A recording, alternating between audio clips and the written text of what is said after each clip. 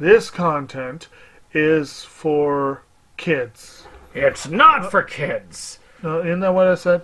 No, it's not for kids. If you are 13 years or younger, this is not for you. Do I have to kill somebody in order to actually make that point across? No, man, you don't have to kill no one. Wait a second. Oh, no. We return to our planet. The High Court may well sentence you to torture. He likes movies. We like movies. SeptumSin versus the world. SeptumSin versus the world. SeptumSin versus the world. SeptumSin versus the world. I'd buy that for $1. Greetings, you're watching SeptumSin versus the world. I'm SeptumSin, and I'm going to show you what I got. Show me what you got. I want to see what you got. Oh boy. This time we're actually at the end of the R's. We're doing RI, and that's it. That's all the R's I have left in my pickups. So we're going to start off with one fun one from MGM, and this is a Ian McKellen film called Richard III. Let's see if I can get it. There you go. And so let's take a look at this. So this is the Shakespeare's play, of course, going through. It's in 1930s Britain. A savage civil war between two royal families has just concluded, but even as the newly installed King Edward takes his reins of power, his ruthless younger brother Richard sets in motion a monstrous scheme to claim the crown for himself. So, you know, if you've seen the Shakespeare, it's kind of fun, like these adaptations, a 95 version of it. There are other versions, but it's kind of cool to look at these and enjoy these. I've never seen this. This has a reputation. Ian McKellen is an amazing actor.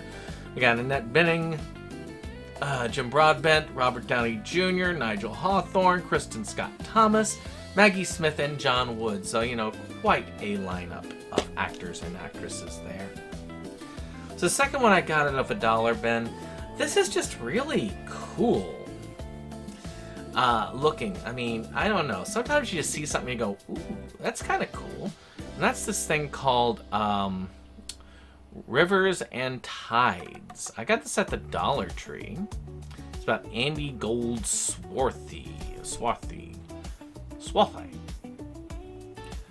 in the timeless tradition of Koyaanisqatsi and Baraka. The theatrical phenomenon Rivers and Tides depicts the magical relationship between art and nature while painting a visual intoxicating portrait of famed artist Andy Goldsworthy. So this is more of a documentary, and it's kind of cool when you look at these artists. I've never heard of him before. I'm not a big artist person when it comes to paint and stuff like that, though I do have a few that I know, and it's kind of cool when you look at these types of things, and it's just so unique.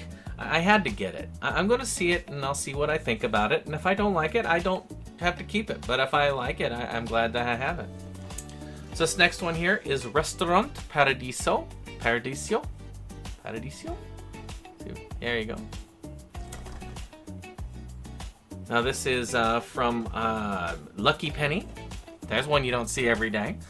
When Nicoletta was a little girl, her mother Olga abandoned her and ran off to Rome to remarry. Now 15 years later, and a young woman, she travels to Rome with the intention of ruining her mother's life. She tracks Olga down to a restaurant called Casetta Doloroso, but the second Nicoletta steps through the door, everything changes.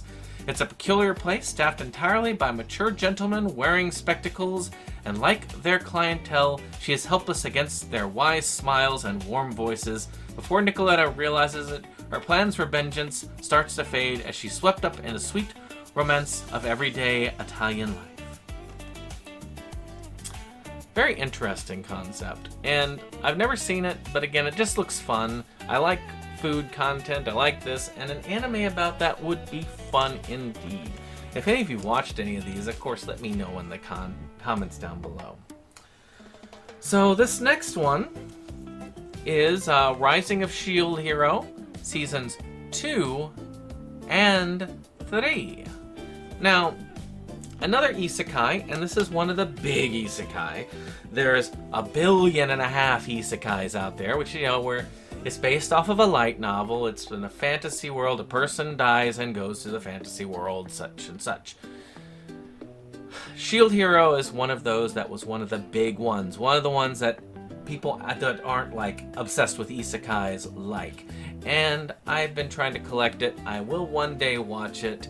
I've heard it's really amazing, so I'm glad I've gotten these as they go along, so that one day when the series concludes, I will have all of it and I will watch all of it. Maybe. So this next one is a one I know I had this one called Machine Girl Yuki, and I'm not sure this is related, but this is Rise of the Machine Girls. So, sold off for body parts by their mothers at a young age, Ami and her sister Yoshi perform as pop idols in traveling freak show until they decide to put a stop to Dharma's clan's black market organ harvesting. This is very much related to Machine Girl Yuki in a lot of ways. I'm sure that they are. I don't know fully, but I know Machine Girl, that one was definitely something, and this one probably is a cool take on that. So this is one that I did enjoy, which is The Rise and Fall of the American Scumbag. Now this one is interesting. This is one of his full-length features.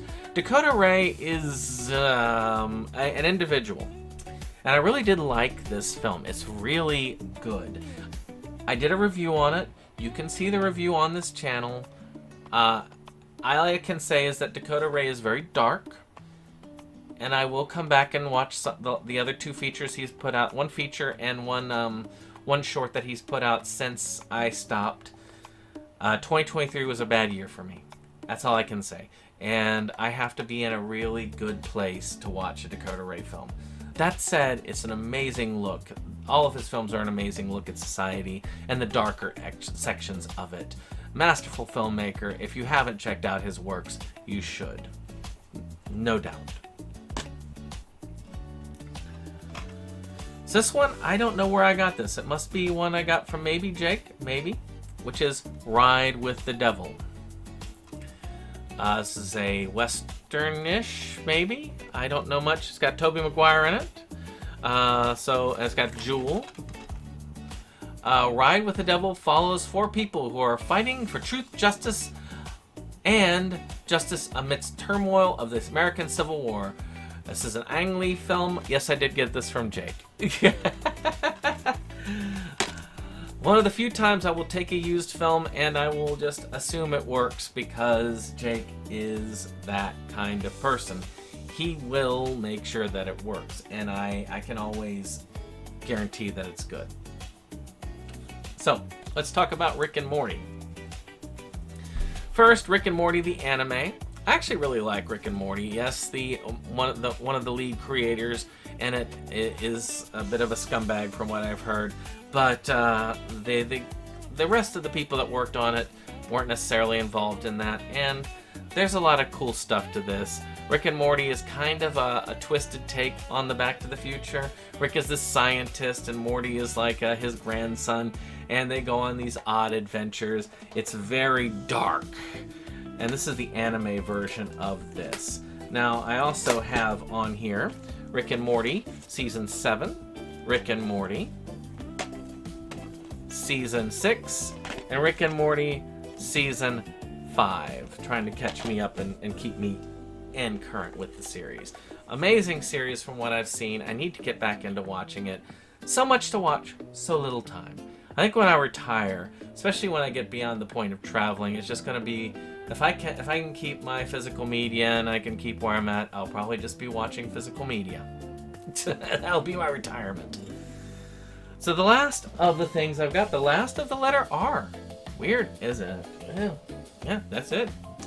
I mean, even the movies behind me are the ones I'm selling, so yeah. So this is Richard Jewell. I have not seen this yet. I really haven't. This is one that won an Oscar, I believe, and I just and I got it because of that. Back when I actually cared about the Oscars. It's directed by Clint Eastwood, and despite the man, he is an amazing and accomplished director. Richard Jewell tells the story of a security guard who discovers a bomb at the 1996 Atlanta Games and takes swift and heroic action, saving countless lives. But in a turn of events, he becomes the FBI's #1 suspect, vilified by the press and public alike, featuring an all-star ensemble cast including Sam Rockwell, Kathy Bates, John Hamm, Olivia Wilde, and Paul Walter Hauss. This is one of the most intriguing and powerful movies of the year. So, we'll see if it is, because I haven't watched it yet. Well, I hope you've enjoyed this. If you did, hit that like, hit that subscribe, and share, and we'll see you on the next one. Bye-bye. SeptumSin versus the world. It's that place for all the boys and girls. You'll feel real safe, you'll feel real warm. It's a cozy place to ride out the storm. SeptumSin.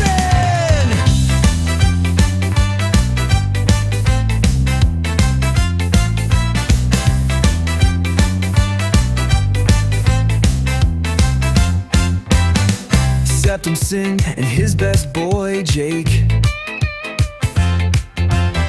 see the trends that scare us every day. Physical media is going to the side. Doctor streaming will rule the world in time.